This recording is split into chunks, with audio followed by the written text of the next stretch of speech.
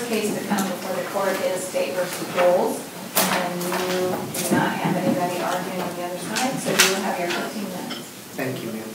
Please support Attorney Ann Ho on behalf of Mr. Bowles. This court had previously, I think it was sometime last year, heard Mr. Bowles' direct appeal. The case comes down to really one thing, and that's there were two primary pieces of evidence against Mr. Bowles. The first of which was the testimony of the state's complaining witness, T.H., and the second one being a recorded conversation that Mr. Bowles had between... Counsel, I'm sorry. I'm sorry, Judge. I'm battling a cold, too. I'm so sorry, too. I will try and speak up. And I apologize. I don't want to hurt your voice, but I also just can't hear. I'm sorry, Judge. No, it's fine. As I've gotten older, I've been accused of being more soft-spoken. I was told it was supposed to be reversed. I was just going to say. If it pleases the court, this court had heard Mr. Bowles' direct appeal last year, and if the court recalls, both from the cases and the briefing, his case was based primarily on two pieces of evidence. One was the testimony of the state's complaining witness, T.H., who I believe's mother had even described her as being a habitual liar, I think was the exact term that she had used, or a liar, someone who had questionable character issues. And the second piece of evidence was a recorded conversation between T.H. and Mr. Bowles that was made at the request and on the behest of the police department. In his petition for post-conviction relief, we had asked for was two specific things that cannot be obtained through the direct appeal process or any other process that would be convenient and allowed under the law. And that was, first, had requested that the court allow for discovery and for post-conviction to look into records, medical records, educational records, things of that nature. And the reason for that was based upon my review, and I included an affidavit for myself. Mr. Pierce, who had been trial counsel, had not obtained or requested her medical, educational, school records, things of that nature. The reason why this comes into importance is if there is a disclosure or a non-disclosure to officials of that nature, that could be a critical piece of both impeaching evidence as well as potentially exculpatory evidence. And that's based upon a number of cases where those kind of records have come in and been shown to discredit the state's complaining witness. If, for example, and the only way to obtain these records really is through either one of two ways, either a court order, which would be a standard procedure, or second of all, would be through some kind of waiver or release from the parent of T.H. That would be Mr. Bowles', I believe now ex-wife, but estranged wife, at least at the time of this trial. That was the reason why there was the request made specifically that we be allowed to have at least some kind of initial discovery in evaluating whether or not there had been either information provided or not provided to school officials, medical professionals, and so forth. Also, as I read the briefs, it occurred to me that you're raising the issue through ineffective assistance of counsel. Correct. That's the context in which it's raised. And it's difficult, I think, to meet the requirements because you just made reference to there being potentially exculpatory evidence. Correct. And so we don't even know if the evidence exists. Correct. So in doing so, there's no way to establish any harm or prejudice. Yes and no. Because here's the problem: is what the problem with the post-conviction statute, and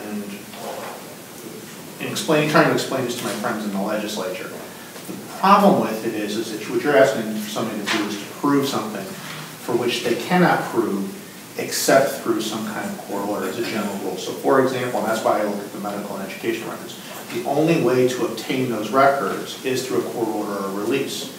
And so it's impossible to say whether or not Mr. Pierce, from a pleading standpoint, was ineffective, because you do not know the answer to the question, and it would be reckless, I think, for myself or any other attorney to plead and to say he was ineffective without having the knowledge that that information actually exists in the records. And so that's where we're kind of in this Pandora's box, for lack of a better term, is I would never want to accuse Mr. Pierce of being ineffective because he didn't introduce that evidence without knowing that the evidence exists. But the only way to get the evidence is through either a post-conviction petition or to try and, or some kind of trial thing. I mean, the only other way to get that information would be through the federal habeas system itself. And with the Supreme Court's recent rulings on that, more deference is being granted to the state courts, almost exclusively to the state courts, and on their findings of fact. And so consequently, the only way to do this, to explore this, whether or not this is actually an issue, would be through the post-conviction. What I am was also saying is that Mr. Pierce should have requested these records in order to either prove or disprove the existence of this kind of information.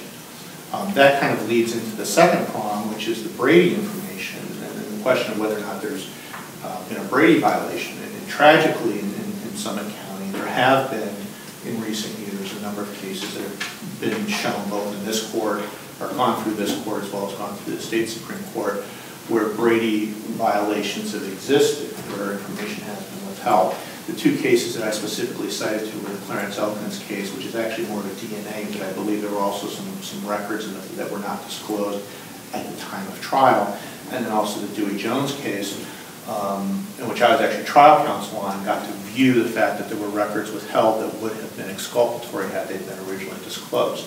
Those were finally disclosed, but it was, I believe, it was actually a recantation too. It was also a partial recantation. It was partially a DNA, and I believe that there were also some records that were disclosed later on.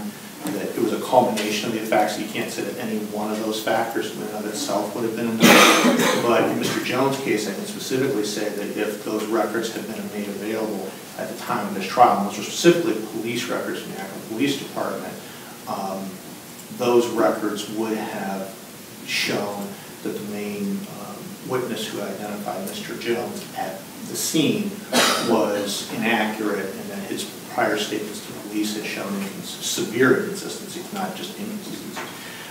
But once again, we return to there's only really two ways of getting at that information, whether or not there is a Brady violation. And the first avenue is obviously through a post-conviction, which is what we had asked for after the camera inspection of the prosecutor's file, and also the police files to determine whether or not there was information that had not been disclosed.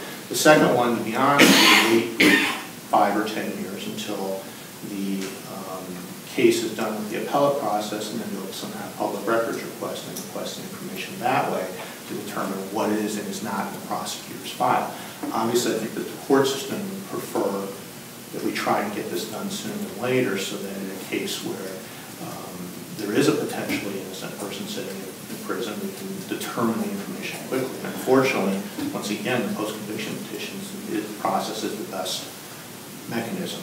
So without having granted the ability, afforded the ability to review the materials, I'm saying that the court should at least at a minimum conduct an in-camera inspection with regards to the Brady violation, but also allowed for the records to be turned over to the court prior to the court dismissing the petition. If the court, the best avenue would have been actually for the court to order the records, conduct its own in-camera, and then the court could have determined based upon that whether or not there was any additional information that was either exculpatory or would have been potentially a benefit to the defense in this case, and then make a judgment on the merits of the post-conviction petition. And so that's why I'm asking that the court send it back to the judge, or to the common police court, is to ask them to instruct them to at least conduct basic inspection of the potential records. So unless the court has any questions, and I hope I've kept my voice up enough, Judge Carr. You did. Okay, I apologize. Like I said. No, you're fine. I noticed, like I said, as I get older, I just can't hear as well. So you can't Well. talk as loud and I can't hear as well. So that's a bad combination, isn't it? Well, it depends. If you're my wife, you might think me not talking loudly is actually a very good thing. But, if you're the court, I think that's probably a little bit Okay, different. we'll come in. Well, thank you. Thank you very much, Your Honor. And obviously, you know our routine. We Yes, will ma'am. issue a written opinion, and it will be sent to you on the other side as well. Thank you very much. Thank you very much. Have a good one.